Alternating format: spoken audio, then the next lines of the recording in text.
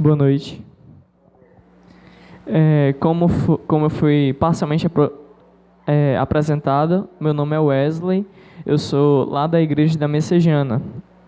Eu sou diretor de sinoplastia lá da minha igreja. E como foi dito pela minha tia, hoje eu estou completando 17 anos. E eu recebi como presente divino a honra de pregar mais uma vez aqui no São Bernardo. Vamos fazer agora uma breve oração. Oremos. Maravilhoso e bendito Pai de amor e infinita bondade. Senhor Deus, derrama sobre nós o Teu Santo Espírito, para que Ele possa vir nos dar entendimento sobre as Tuas Santas Escrituras. É isso que eu te peço e te agradeço, em nome por amor a Cristo Jesus. Amém. Bom, eu irei pregar um pouco sobre comunhão e sabedoria. E como irei pregar sobre comunhão e sabedoria, eu não poderia deixar de falar sobre o rei Salomão. Salomão foi considerado um dos homens mais sábios de toda a Bíblia. Salomão, quando ele era pequeno, ele era um jovem rapaz, quando o seu pai, o rei Davi, veio a falecer. E quando o pai dele veio a falecer, ele se tornou rei. E Deus chegou para Salomão e perguntou o que é que ele mais desejava, e aquilo que ele desejava, Deus o daria. E Salomão, vendo que ele seria rei, ele pediu sabedoria. Sabedoria é uma coisa que todos nós, como seres humanos, buscamos. Seja sabedoria sobre o seu trabalho, sobre a vida no geral ou sobre algo específico. Todos nós buscamos alguma coisa, seja riquezas, sabedoria ou até mesmo fama e honra. E Salomão não era diferente. Com a sua sabedoria, vários reinos vinham para ver a sabedoria dele.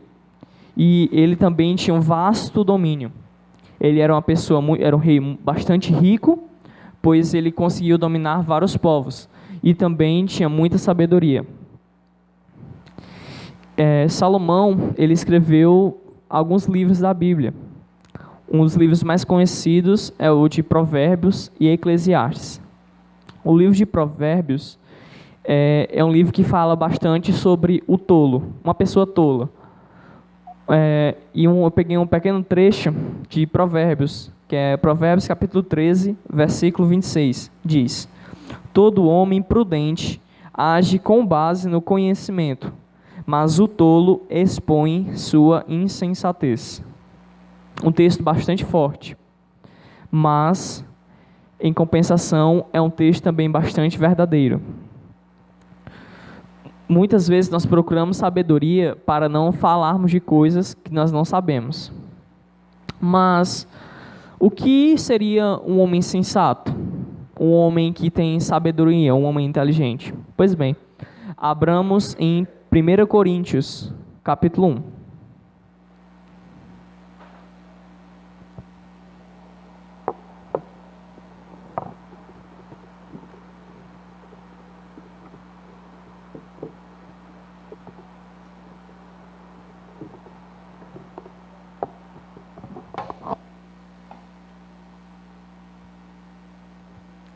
Primeira Coríntios, capítulo 1.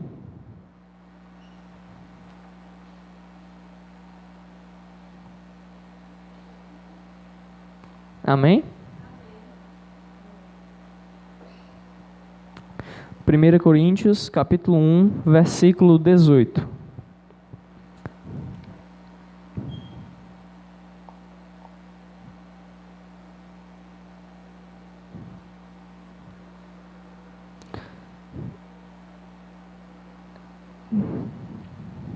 Aqui diz: certamente a palavra da cruz é loucura para os que se perdem, mas para nós que somos salvos é o poder de Deus.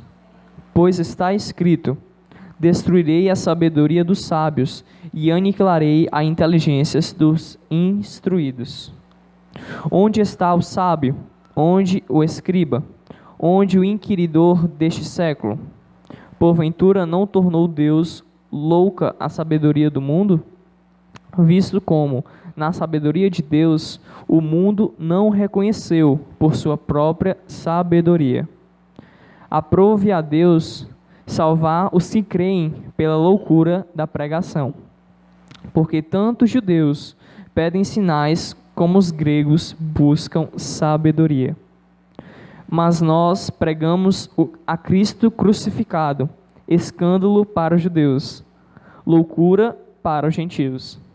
Mas para os que foram chamados, tanto judeus como gregos, pregamos a Cristo, o poder de Deus e sabedoria de Deus. Porque a loucura de Deus é mais sábia do que a dos homens, e a fraqueza de Deus é mais forte do que os homens. Esse texto aqui, ele vai falar sobre a sabedoria. Fala um pouco sobre sabedoria e diz que para o mundo, a sabedoria de Deus, ou seja, a pregação do Evangelho, o Evangelho como um todo, é loucura. Porque, imagine só, para um judeu, vendo da visão de um judeu, o Evangelho seria a pregação de Cristo. O Cristo que morreu, que era Deus em forma de homem, morreu e ressuscitou. E estava disposto a perdoar pecados. Para os judeus, isso era um ato de blasfêmia. Porque uma pessoa se comparar a Deus era uma loucura. E ainda mais uma pessoa que foi crucificada. Para isso, para os judeus, era como uma blasfêmia, ou seja, era uma loucura de mais alto escalão. E para os gentios, que eram as pessoas que não eram judeus, também era loucura. Imagine uma pessoa pregar para você de um homem que você viu semana passada sendo crucificado, mas agora ele está vivo. Isso, para muitas pessoas, isso é loucura. Mas é isso que torna o Evangelho interessante. O Evangelho, embora seja considerado loucura, ele é a fé. A Bíblia diz que o salvo viverá pela fé. E isso é verdade. Imagine o ponto de uma pessoa morrer há 2000 anos atrás e você acreditar que ela tem o poder para lhe salvar ainda hoje. Isso é com muita fé. A fé nos torna pessoas com mais sabedoria, pessoas que conseguem discernir as coisas de uma forma mais coerente. Como que podemos discernir o bem do mal se não buscamos a Deus?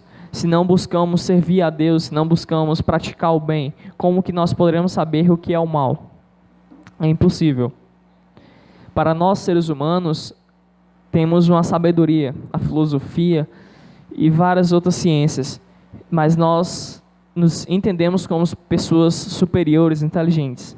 Mas, quando vamos ver na Bíblia, percebemos que nós não somos nada, que nossa sabedoria não é nada. Porque Deus, ele é onisciente, ou seja, ele tem toda a sabedoria. Nada é mais sábio do que ele. E isso é uma coisa que a Bíblia deixa bem clara. E isso é fascinante. E como nós poderíamos adquirir a sabedoria com a comunhão e tal, mas vamos ver num texto da Bíblia. Lá em 1 Coríntios, capítulo 2, poucas páginas adiante, capítulo 2, versículo 11. A Bíblia vai nos informar. 1 Coríntios 2, verso 11. Aqui diz: porque qual dos homens sabe as coisas do homem, senão o próprio Espírito que está nele? Assim, também as coisas de Deus, ninguém as conhece, senão o Espírito de Deus. Ora, nós não temos recebido o Espírito do mundo, e sim o Espírito que vem de Deus, para que conheçamos o que por Deus nos foi dado gratuitamente. Disso também falamos, não em palavras ensinadas pela sabedoria humana, mas ensinadas pelo Espírito, conferindo coisas espirituais com espirituais. Ora, o homem natural não aceita as coisas do Espírito de Deus, porque eles são loucura, e não pode entendê-las, porque elas se discernem espiritualmente. Porém, o homem espiritual julga todas as coisas, mas ele não é julgado por ninguém. Pois, quem conhece a mente do Senhor, que o possa instruir? Nós, porém, temos a mente de Cristo. E aqui a Bíblia, ela volta mais uma vez a dizer que a sabedoria de Deus é loucura para o homem. E como eu já expliquei, se formos olhar por um lado carnal, um lado sem fé, realmente é loucura. Se formos ver o Evangelho sem fé, realmente é uma grande loucura. Mas quando vemos com fé, vemos que essa loucura, na verdade, não é loucura. É o ato mais grandioso, mais supremo de amor que pode existir em todo o universo. Imagine, nós pecamos contra Deus, mas Deus, em vez de nos deixar de lado, não querer saber de nós, Ele resolve morrer em nosso lugar e ainda nos dá a salvação.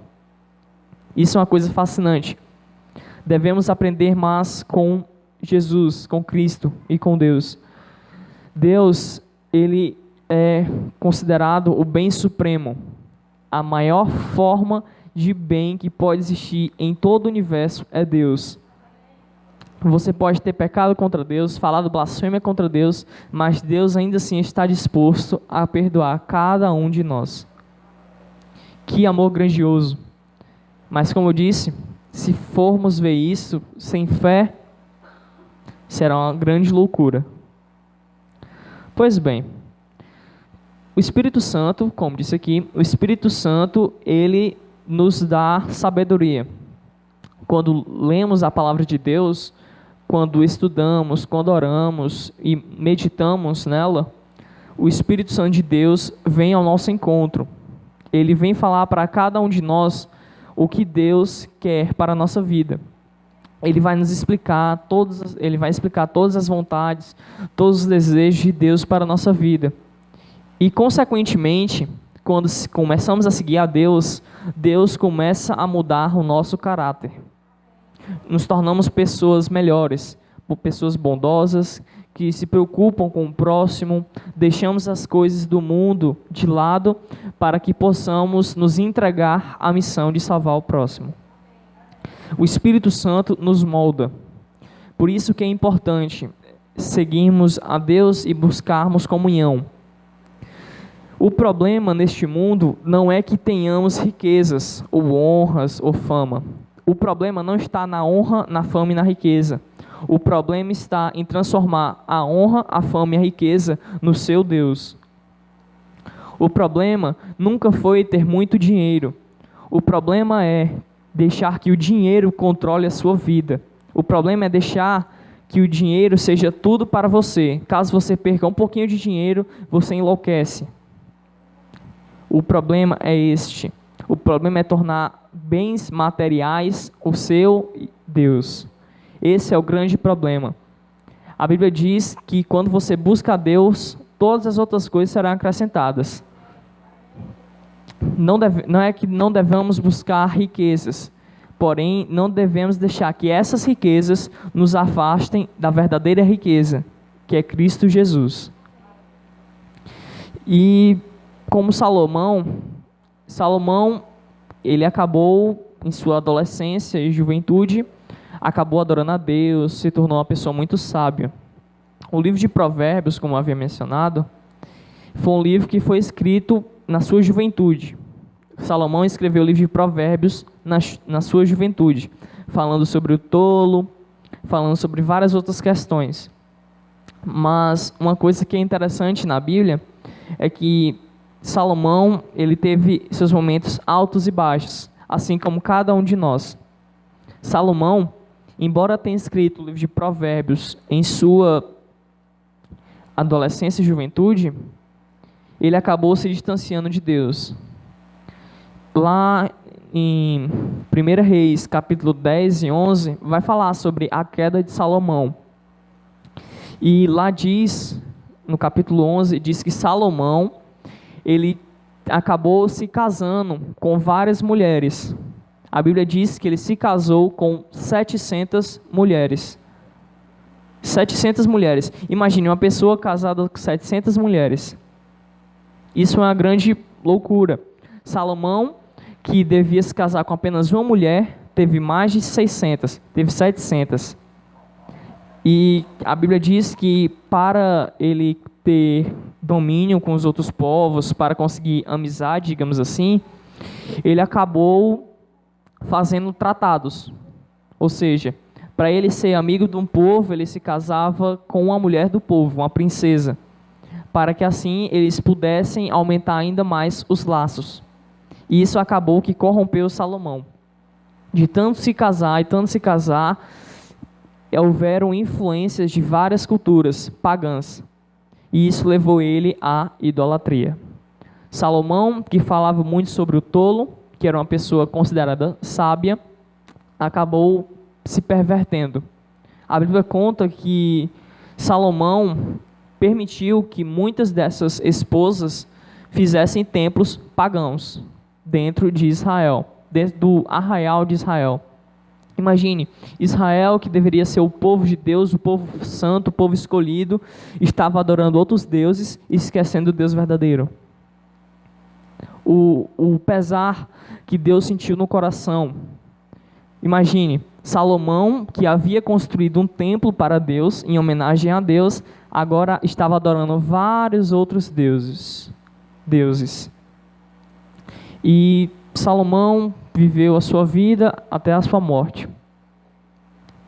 E isso é uma coisa que a Bíblia nos traz de informação. A Bíblia, ela não é um livro que demonstra apenas as partes boas dos seus personagens. Ela não fala apenas a parte boa de Paulo, não fala apenas a parte boa de João.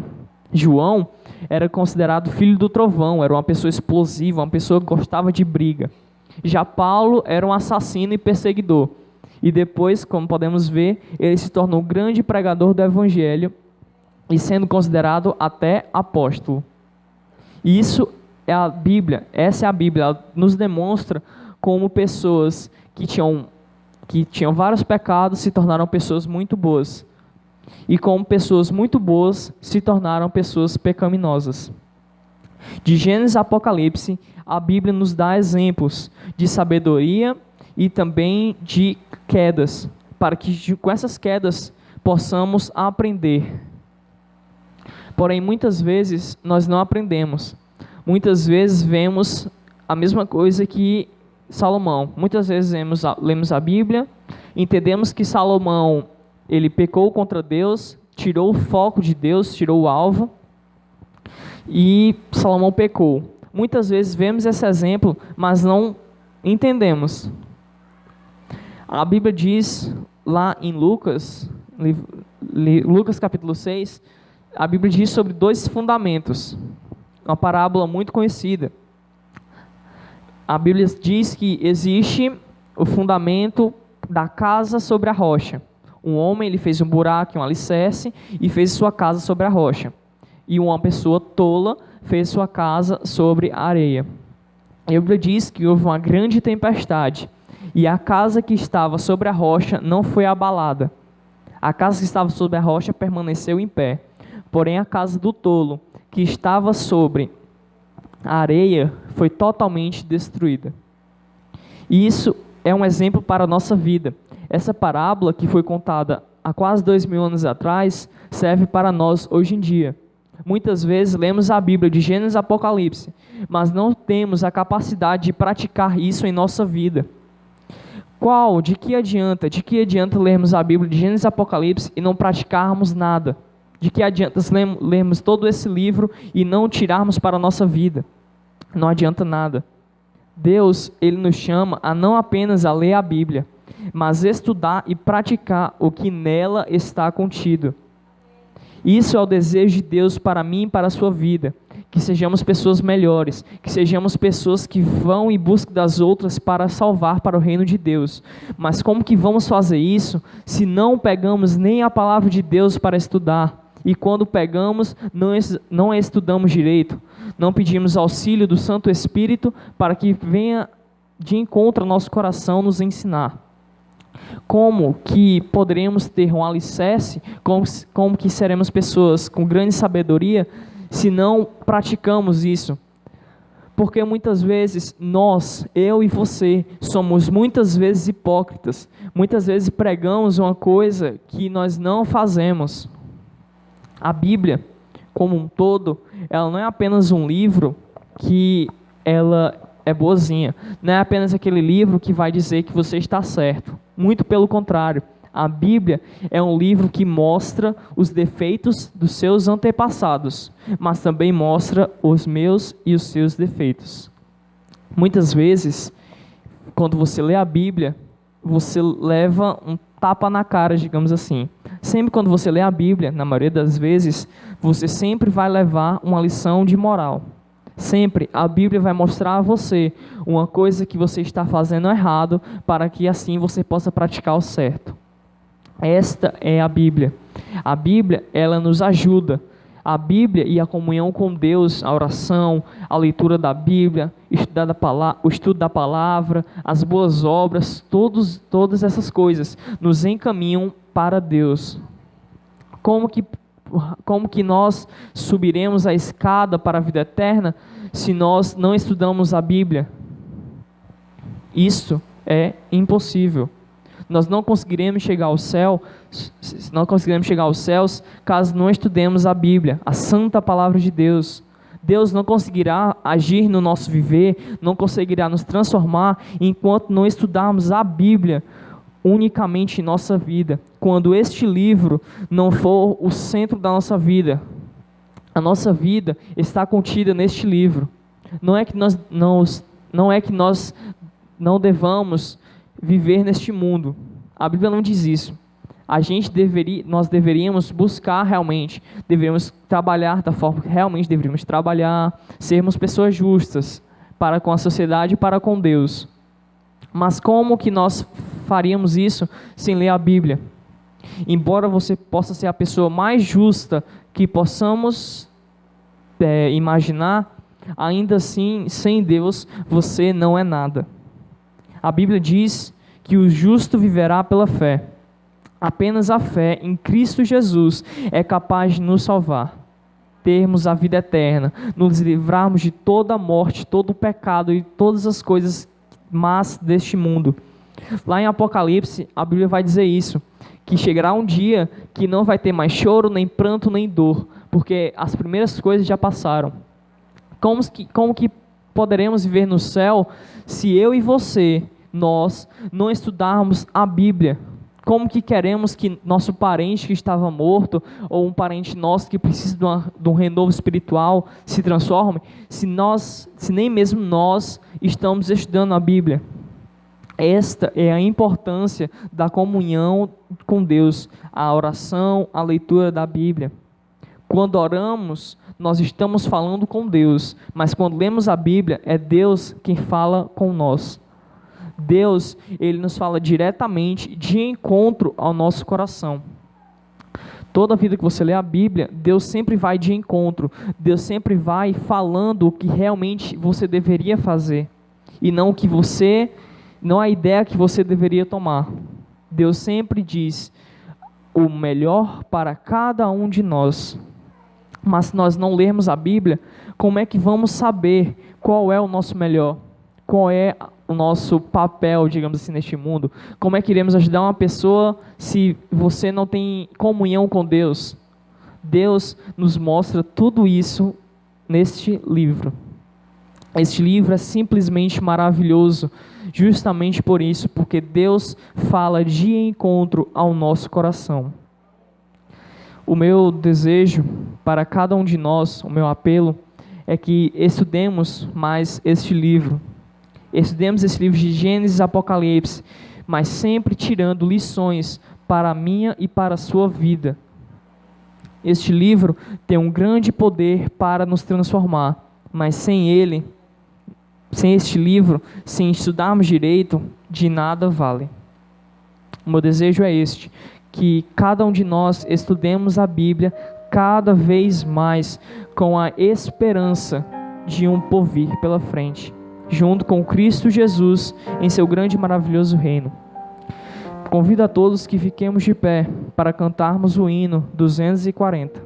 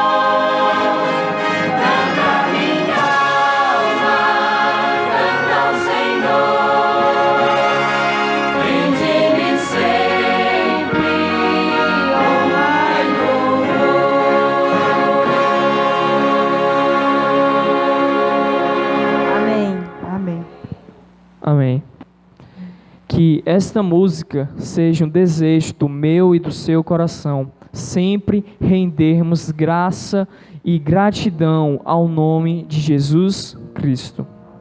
Oremos. Maravilhoso Deus, Pai de infinita bondade e grandiosa sabedoria.